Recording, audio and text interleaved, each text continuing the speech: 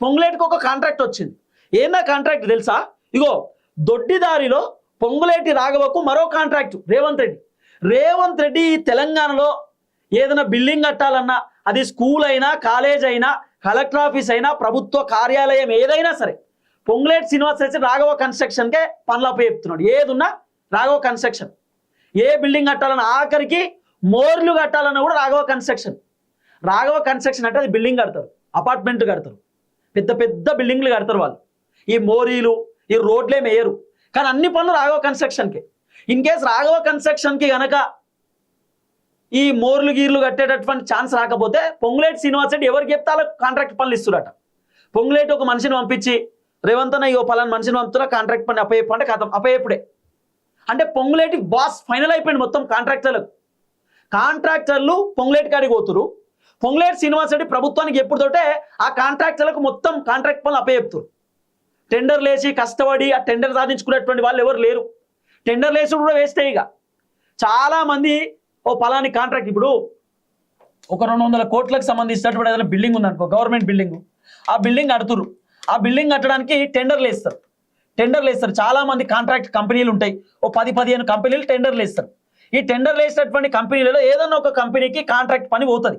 కానీ ఇప్పుడు ఇట్లా జరుగుతలేదు గవర్నమెంట్లో. పొంగులేటి శ్రీనివాస్ రెడ్డి ప్రభుత్వంలో ఇగో పలాని వ్యక్తికి కాంట్రాక్ట్ పనులు ఇవ్వాలంటే కథం ఫైనల్, ఆ వ్యక్తికి కాంట్రాక్ట్ పనులు పోతున్నాయి. మరి అట్లా ఎట్లా ఇస్తారు? టెండర్లు కదా, టెండర్లు వేస్తే కదా కాంట్రాక్ట్ పనులు. అట్లేం లేదు, టెండర్లు లేవు, వంకాయ లేదు. పొంగులేటి ఎట్లా చెప్తే అట్లా. పొంగులేటి చెప్తే ఫైనల్గా కాంట్రాక్ట్ పనులు వస్తాయి, బిల్లులు కూడా వస్తాయి.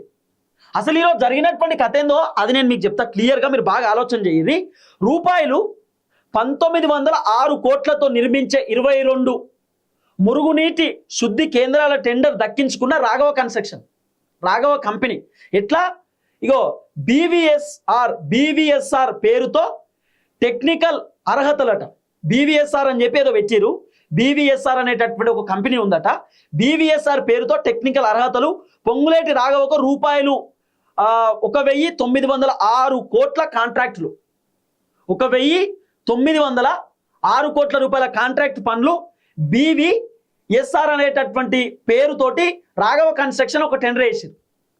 ఇక రాఘవ కన్స్ట్రక్షన్కి ఆ మొత్తానికి ఆ టెండర్ అయితే దక్కించుకున్నారు.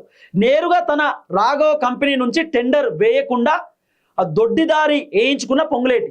నేను చెప్తున్నా కదా, టెండర్లు వేస్తారు. పొంగులేటి శ్రీనివాస్ రెడ్డి ఎవరికి చెప్తే వాళ్ళకే ఫైనల్. టెండర్ గిండర్ ఏముండదు. ఇక పొంగులేటి పలానోళ్ళకి రావాల్సిందే కాంట్రాక్ట్ పనులు అంటే వెళ్ళిపోతాయి అన్నట్టుగా. టెండర్లు గిండర్లు ఎచ్చుడు కూడా వేస్తే ఇక